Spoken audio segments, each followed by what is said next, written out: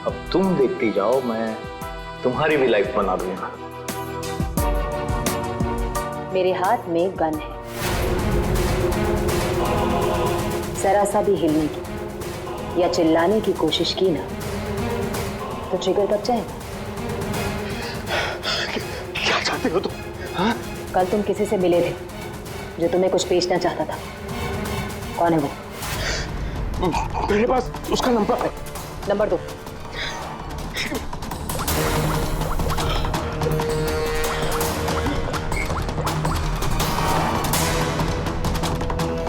तो विनोद नाम है इसका।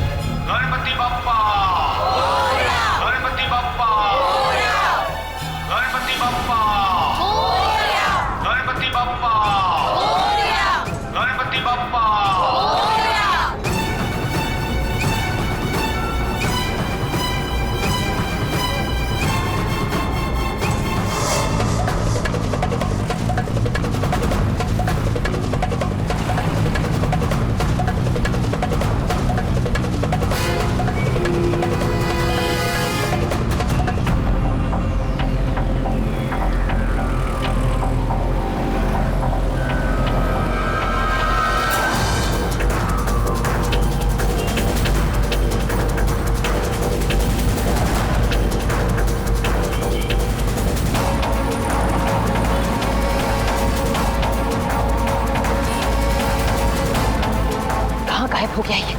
मुझे किसी भी हाल में विनोद को ढूंढना ही होगा।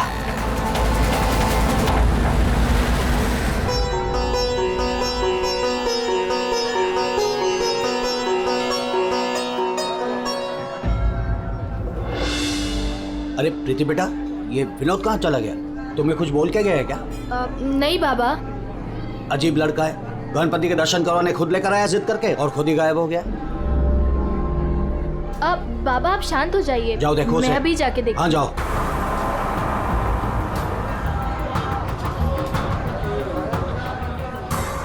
जी फोन भी नहीं उठा रहे हैं।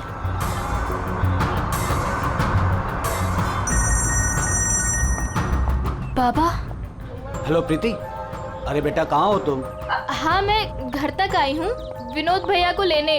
बस 2 मिनट में उन्हें लेकर आ रही हूँ। बेटा देखो आरती का वक्त हो रहा है, तुम विनोद को लेकर जल्दी आ जाओ। भैया।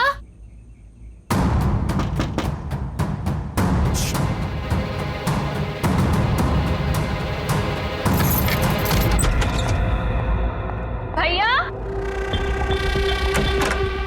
भैया।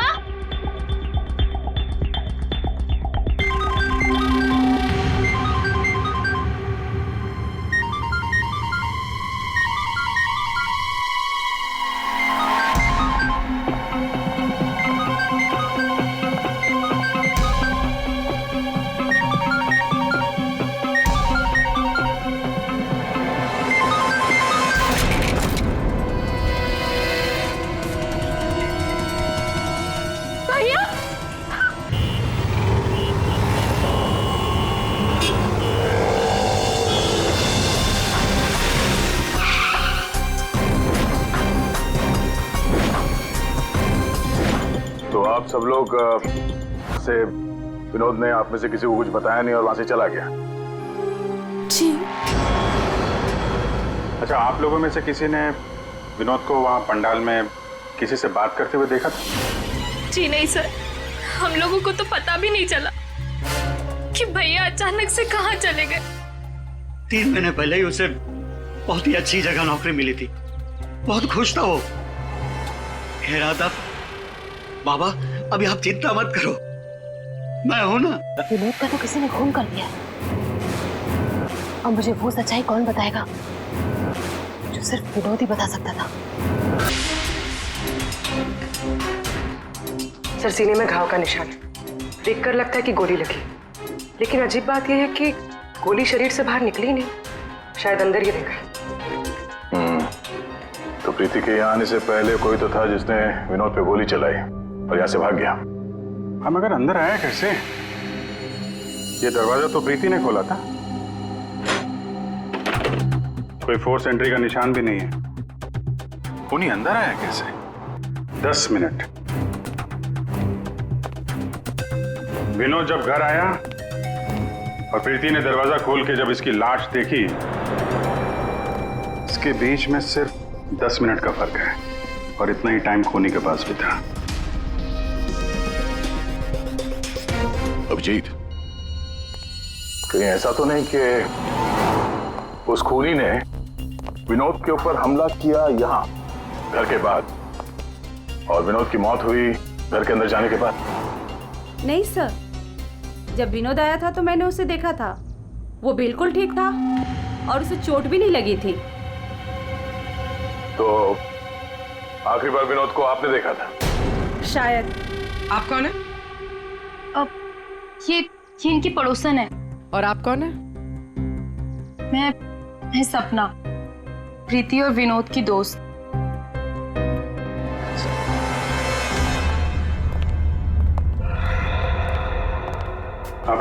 मुझे पता चल गया यहाँ पे क्या हुआ है।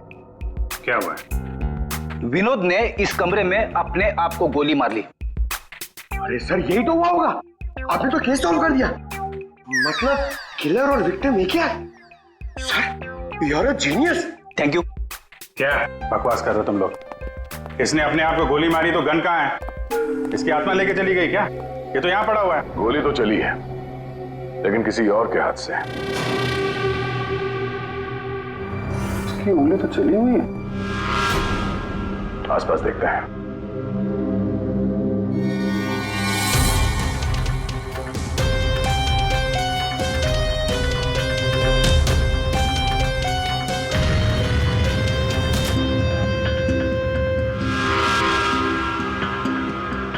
चली हुई थी।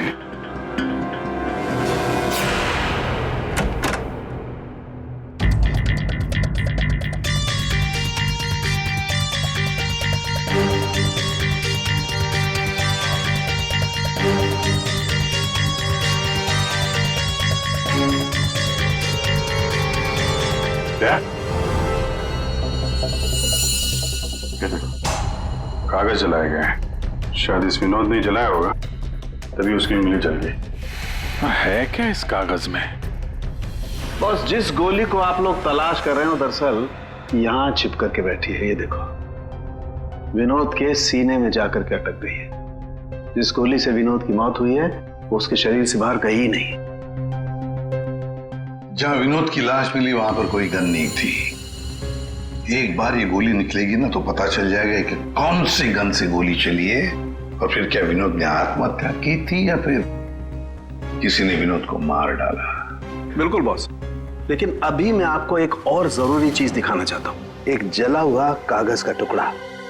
काफी कुछ जल चुका है लेकिन मैंने थोड़ा बहुत रिकवर कर लिया है, बचा लिया। इस पर कुछ खास लिखा हुआ है। TTH.ENT।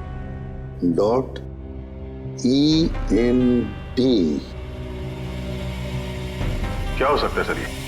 TTH.ENT एंटरटेनमेंट या फिर एंटरप्राइजेस? ये तो कोई कंपनी है जरूर, लेकिन एक बात समझ में नहीं आ रही है कि ऐसे क्या था खास इस कागज के टुकड़े पर जो विनोद इसे जलाकर मिटाना चाहता था। और फिर ये TTH एंटरप्राइजेस, ये क्या कंपनी है? कहां पर है ये कंपनी? सर, ये TTH क्या है मुझे नहीं पता, मैंने पहली बार सुना ये नाम। विनोद की लाश के पास से हमें एक जला हुआ कागज मिला था, उस पर TTH लिखा था। विनोद आपकी कंपनी में काम करता था तो हमें ऐसा लगता है कि TTH का और आपकी कंपनी से कोई ना कोई कनेक्शन जरूर है। विनोद का खून हो गया, उसके बारे में कुछ पता है आपको? देखिए सर, मैं सर एक सेकंड सर, मैं बताता हूँ आपको।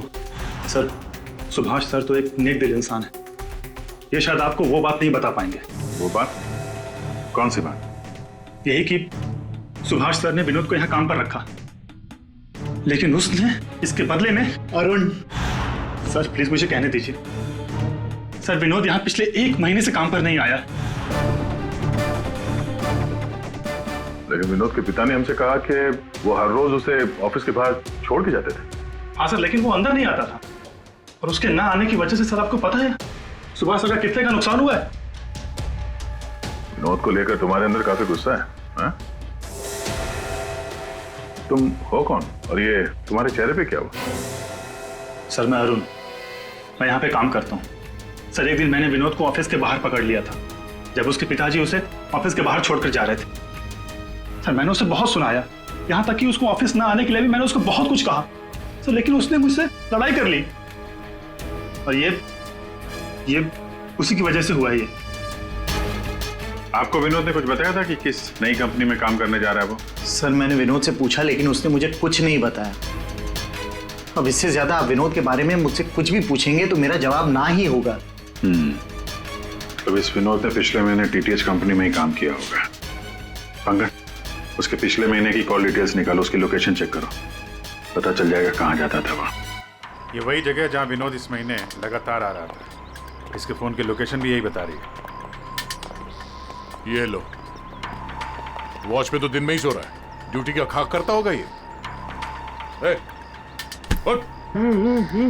अबे उठ। कौन हो भाई? ये टीटीएच इंटरप्राइजेस के बारे में कुछ पता है?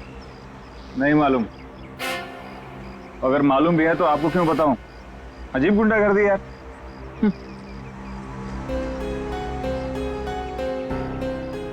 उठ। क्या है? सीआईडी से हम लोग। उठ। Sorry sir. ड्यूटी के वक्त सोता है? सॉरी सर, गलती हो गई सर। सर ये टीटीएच का ऑफिस इसी बिल्डिंग में। इसे पहचानते हो?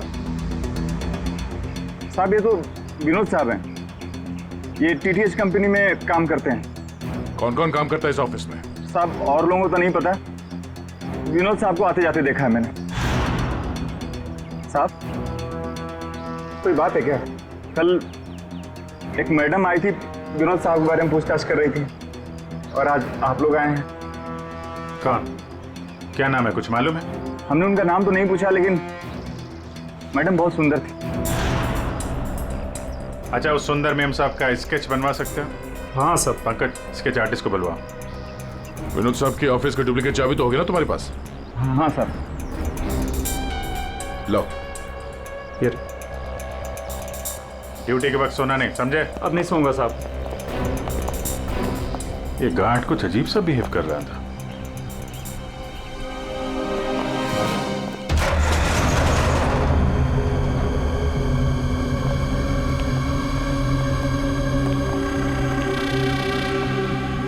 ये ब्लूम, सारे बॉक्स में ब्लूम ब्लूम लिखा हुआ है।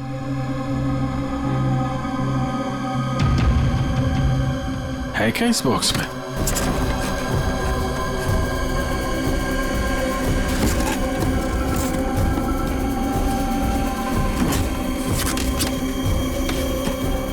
खाली बॉक्स यहाँ पे। दे, ये देखो, कैप्सूल्स।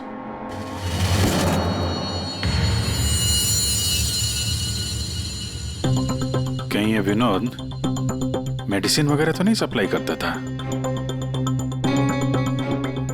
ये भी खाली है। खाली? अब ये क्या चक्कर है? कैप्सूल्स खाली, बॉक्सेस खाली, ऑफिस खाली। तो ये विनोद यहाँ करने क्या आता था? सर ये देखिए, ये लेटर हेड मिला। टीटीएच? ये तो ठीक वैसा ही लेटर हेड है जैसे विनोद ने अपने घर में जलाया था। लगता है उसने उस पर कुछ लिखा होगा, उसके बाद जला दिया। क्या चल रहा है यहाँ पे?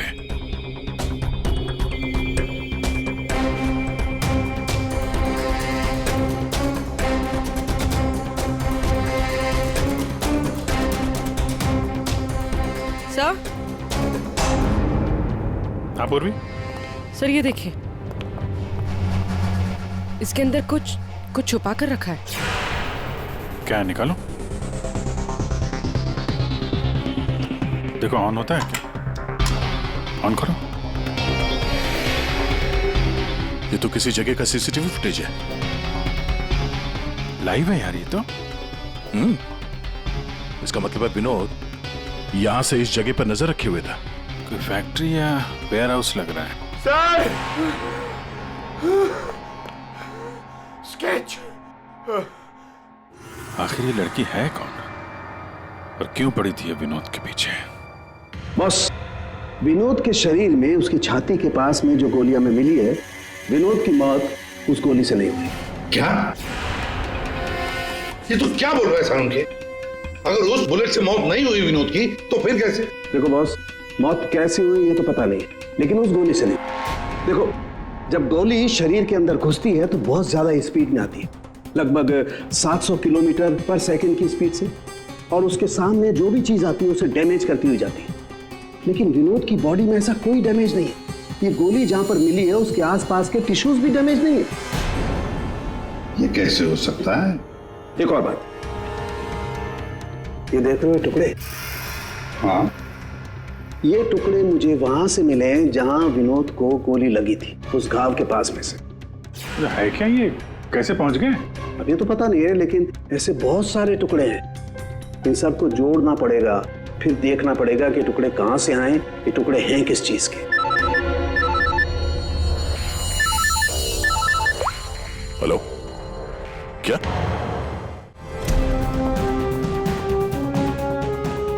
सर मेरी बच्ची, मेरी बेटी सर।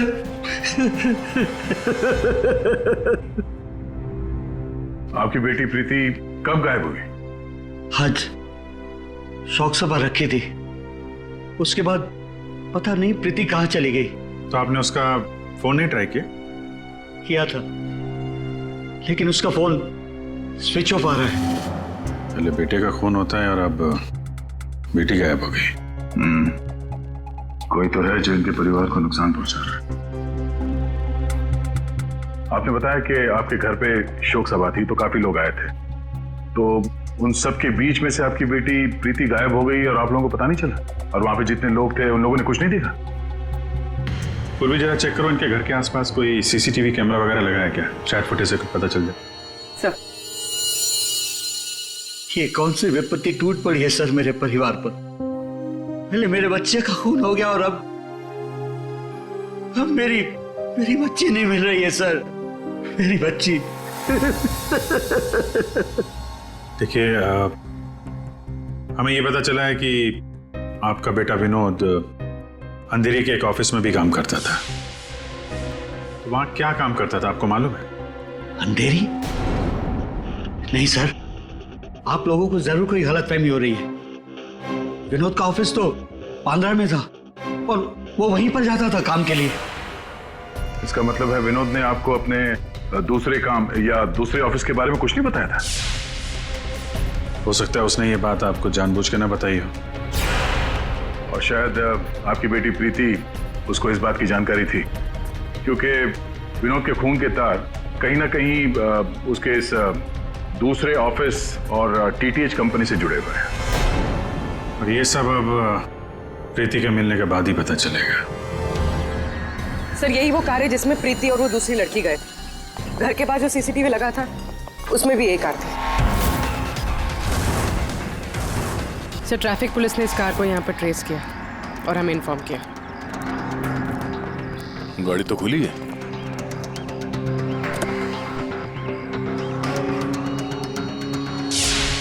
ओह नो, डैशबोर्ड पे खून है। सर, हो सकता है प्रीति के साथ हाथापाई हुई हो और ये खून उसी का हो। बड़ी अजीब जगह है सर, हो सकता है कि प्रीति को यहीं कहीं आसपास रखा हो।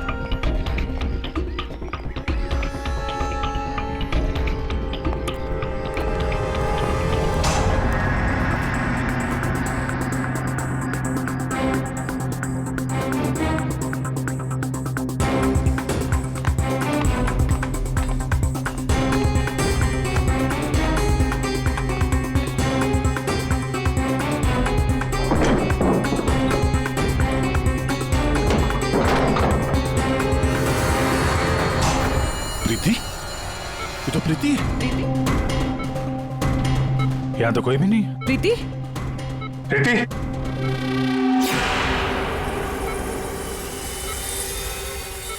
वैसे कोई नशीली दवाई दी गई है जिसकी वजह से इसकी हालत है। प्रीति? हाँ, क्या हुआ क्या तुम्हारे साथ? तुम यहाँ पर आई कैसे? वो एक लड़की आई थी भैया के शोक सभा में,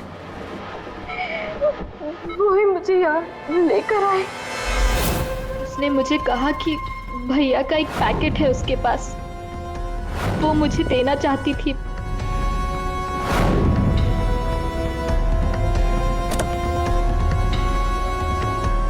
वो पीछे रखा है। अंकल, जरा वो स्केच दिखाना इसको। ये लड़की थी वो? हाँ, ये वही लड़की है। ये विनोद का साथी कौन है? कहीं इस पूरे साजिश में विनोद का ये साथी भी शामिल तो नहीं? तो वो औरत विनोद के पार्टनर को क्यों ढूंढ रही थी? तुमने बताया कि विनोद ने किसी फैक्ट्री के बाहर उसके साथी को मिलने के लिए बुलाया था। तो कहीं ये वही जगह तो नहीं जो हमने सीसीटीवी फुटेज में देखा था उस विनोद के लैपटॉप में? आप तो विनोद उस आदमी से फोन पे बात कर रहा था, तो तुमने कुछ सुना था? कुछ याद आता है? कोई नाम, कोई जगह का नाम? हाँ, कोरेगांव का नाम लिया था। कोरेगांव। पंकज, सीसीटीवी फुटेज में जो जगह देखी थी हमने, वो कोरेगांव में हो सकता है। ढूंढो। फैक्ट्री, ये लड़की और अब विनोद का साथी, केस तो उलझता ही जा रहा है। एक बार उस जगह के बारे में पता चल जाए, अपने आप सुलझ जाएगी। पूर्वी, इसको हॉस्पिटल ले जाओ। सर, ये केस तो काफी टेढ़ा है। एक के बाद एक नए चेहरे सामने आ रहे।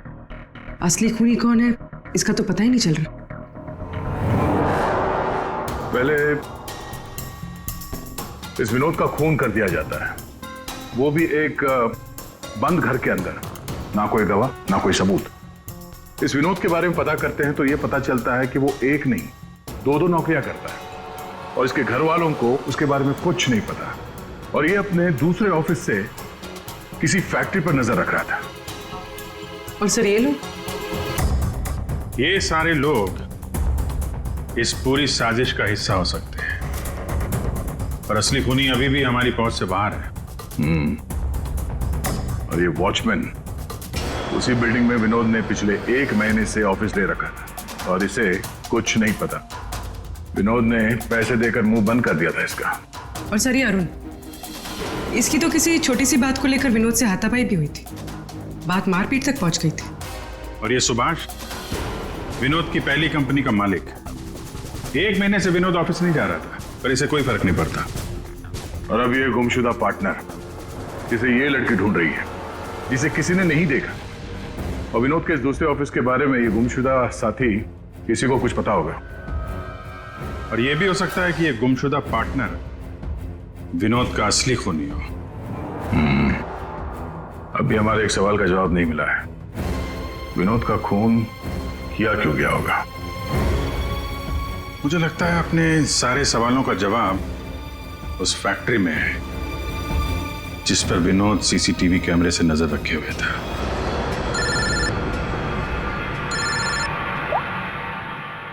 हाँ पंकज, क्या फैक्ट्री का पता चल गया? ग्रेट।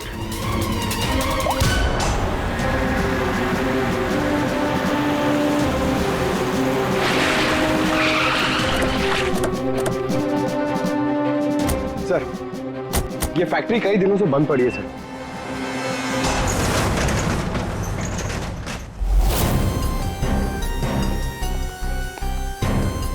नो एंट्री का बोर्ड, तो कैमरा यहीं कहीं होगा, इधर होगा। ये रहा। ब्लूम? ये तो वहां भी था, ब्लूम।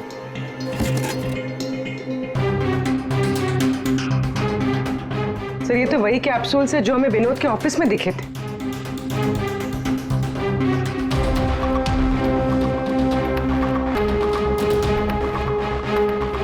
कैप्सूल भरे हुए हैं और वो खाली। मतलब ये कैप्सूल यहां से वहां चक्कर काट रहे हैं। बॉक्सेस यहाँ पे आगे पीछे क्यों रखे हुए? जरा हटाओ इसे।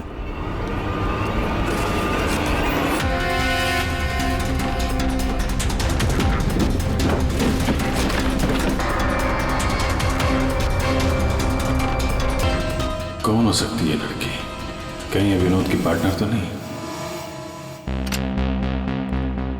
उस लड़की की मौत 48 घंटे पहले हुई है, सारुण के साहब ने बताया। गोली मारी है उसे।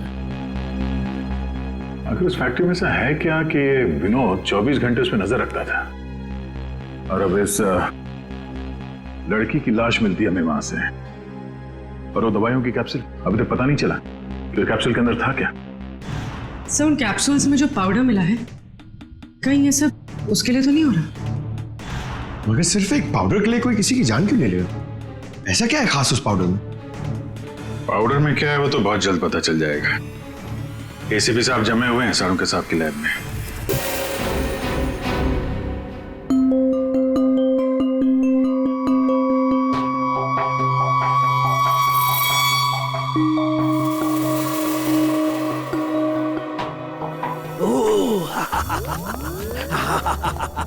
ओ मोना, ओ टोना।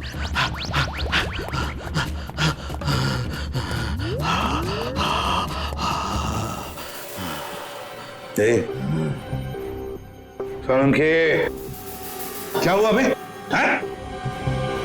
एम्फेटामिन थी ये। क्या? ये एक तरह की नशीली दवाई है। ओ, तो ये बात है। और ये देखो, ये इसकी पैकेजिंग एकदम असली है।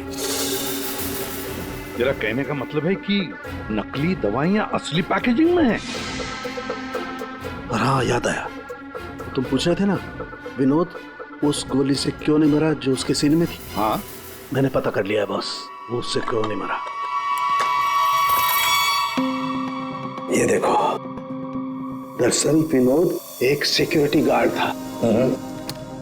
जिस टाइम वो सिक्योरिटी गार्ड था 6 साल पहले वहां पर एक रॉबरी हुई।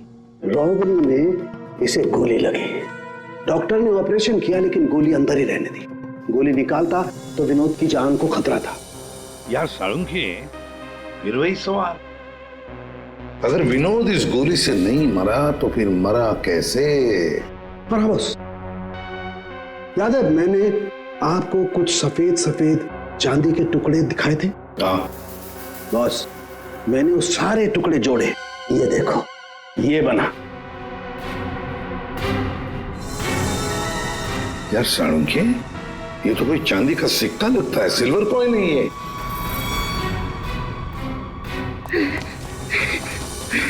बच गया। फैक्ट्री का मालिक सर यहाँ पे आने के लिए राजी नहीं था। अपने तरीके से समझाया तो मान गया बेचारा। देखिए सर, ये गलत है। मेरा हाथ नहीं हिल रहा, गर्दन नहीं मुड़ रही।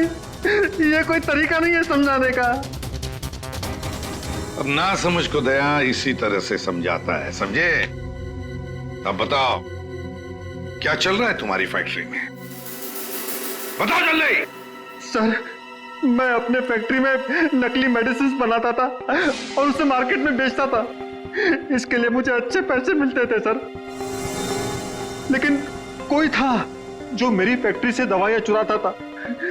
इसीलिए मैंने एक लड़की को काम पे लगाया, ये पता करने के लिए कि ये चोरी के पीछे है कौन। लड़की को? कौन है ये लड़की? सर, उसे मैंने फॉरेन से बुलाया। खून करने में एक्सपर्ट है सर। ओह, खून करने में एक्सपर्ट है? अभी कहाँ है? सर, मुझे नहीं पता वो कहाँ है सर। वही मुझसे हमेशा कांटेक्ट किया करती थी। 6 अलग अलग नंबर से कॉल किया करती थी सर। हाँ पता है, वो सारे नंबर्स हम ट्रेस कर रहे हैं। एक बात बताओ, तुम्हारी फैक्ट्री में जो लाश मिली थी लड़की की, वो कौन थी? सर, वो बॉडी रिया की थी और वो मेरी फैक्ट्री में काम करती थी। वो किसी विनोद नाम के आदमी की मदद कर रही थी मेरी फैक्ट्री से दवाइयां चुराने के लिए। और ये बात उस किलर लड़की को मालूम पड़ गई और उसने रिया को मार दिया सर। सर, विनोद की साथी रिया हो सकती है। नहीं पंकज, विनोद की वो गुमनाम साथीदार रिया नहीं है। क्यों सर? क्योंकि जो लड़की विनोद के साथीदार की तलाश में है उसने रिया को 2 दिन पहले मारा और इस प्रीति को आज ही किडनैप किया। अगर ये रिया विनोद की पार्टनर होती तो ये लड़की प्रीति से विनोद के उस जोड़ीदार के बारे में नहीं पूछती। मतलब सर, वो लड़की अभी भी विनोद के साथी की तलाश कर रही है? सर वो किलर लड़की ने जो 6 अलग अलग नंबर से इस विवेक को कॉल किए थे उनमें से सारे नंबर्स ऑफ आ रहे थे, लेकिन अभी अभी एक नंबर एक्टिवेट हुआ है, सिर्फ 1 मिनट के लिए। तो फिर जरूर इस लड़की ने किसी के साथ बात करने के लिए ये नंबर ऑन किया है। 1 मिनट तो काफी है हमारे लिए ट्रेस करने के लिए। लग जाओ काम पे पूर्वी।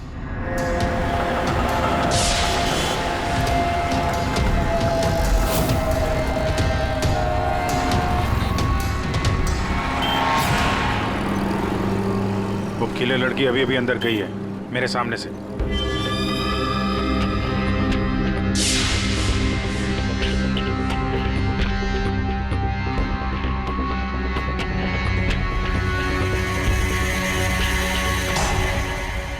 गणपति बप्पा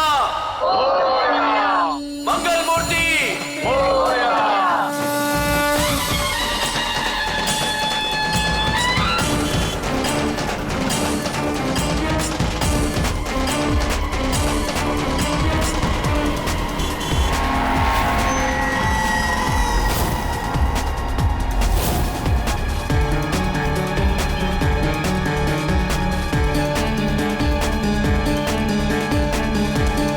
ये सपना अभी अभी अंदर गई है।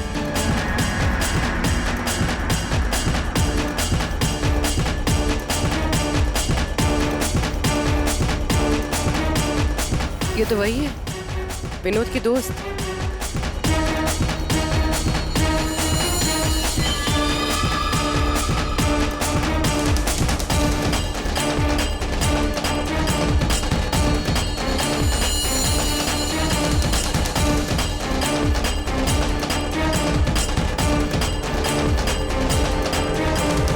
इसमें मैं सारा माल लाई हूँ।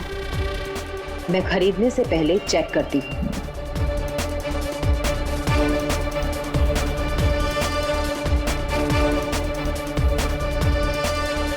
पंकज एक काम करो, वो लड़की के पास जो बैग है ना उसको छीन के भागो वहां से। अरे सर, ये क्या कह रहे हैं आप? बैग लेके भागूंगा तो किलर बाद में मारेगी, पब्लिक पकड़ के मारेगी मुझे। जितना कह रहा हूं उतना करो, बैग छीनो और भागो वहां से जल्दी। मुझे पैसे दो ताकि मैं यहाँ से जा सकूं।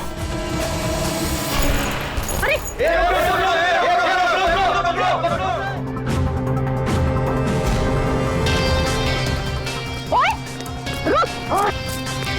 ओए, कहाँ भाग रहे?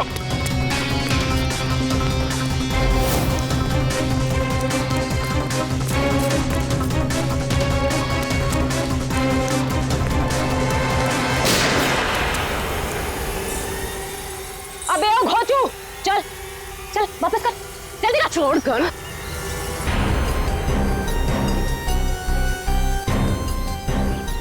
तुमने पैसों के लालच में अपने दोस्त की बलि दे दी, खून कर दिया उसका।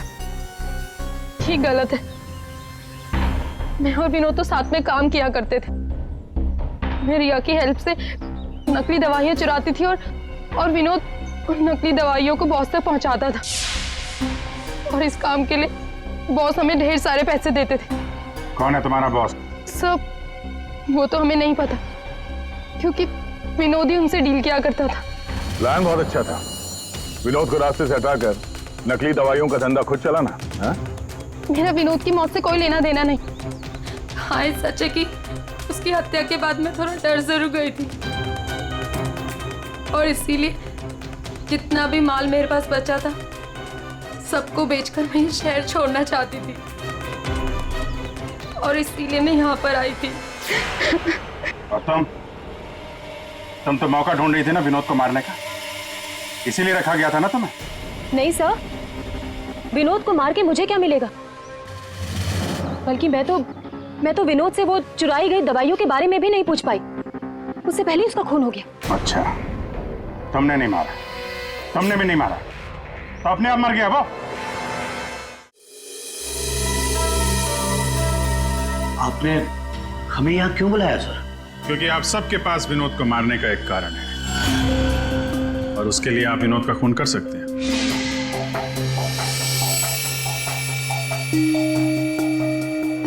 सर ये आप लोग क्या कह रहे हैं?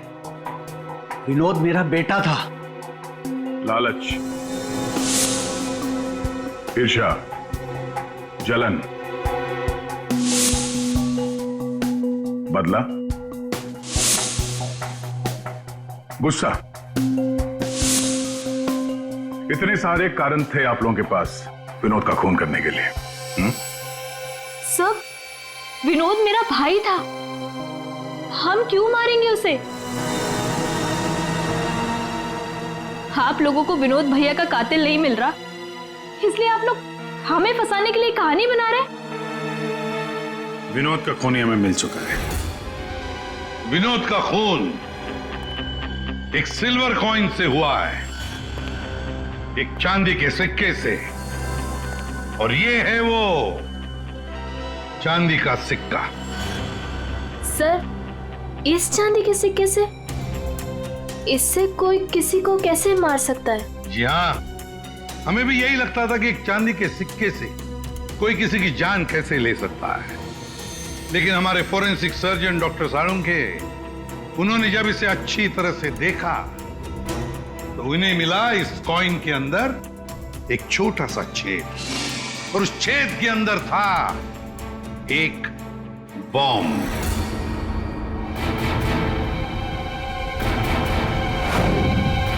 और इस बॉम्ब को एक सर्किट से जोड़ दिया गया था, और जब विनोद को ये कॉइन मिला तो उसने अपनी शर्ट की ऊपर वाली जेब में रख लिया था। कुछ देर बाद विनोद का मोबाइल फोन बजा। जैसे विनोद ने अपना फोन उठाया, यहां पे रखा हुआ ये बॉम्ब फट गया। मतलब साफ है, जिस किसी ने भी ये सिल्वर कॉइन विनोद को दिया था, खूनी वही है।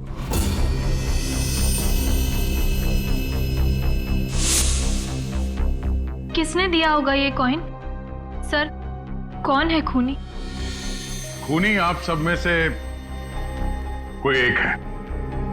वैसे भी यहां पे जितने लोग मौजूद हैं, आप सबको विनोद जानता भी तो था।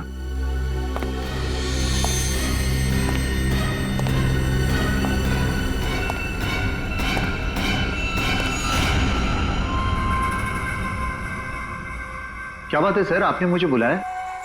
अरे सुभाष जी, आइए आइए आइए, आपका ही वेट कर रहे थे हम लोग। क्या केस जरा उलझ गया है, आपकी थोड़ी मदद चाहिए थी। हमारे पास कुछ है जो शायद हमें लगता है कि आपका है, और ये है वो चीज।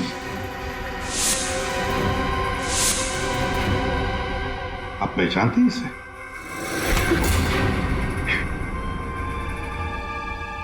विनोद को तो तुमने ये सिल्वर कॉइन गिफ्ट किया, रिटर्न गिफ्ट भी ले जाओ।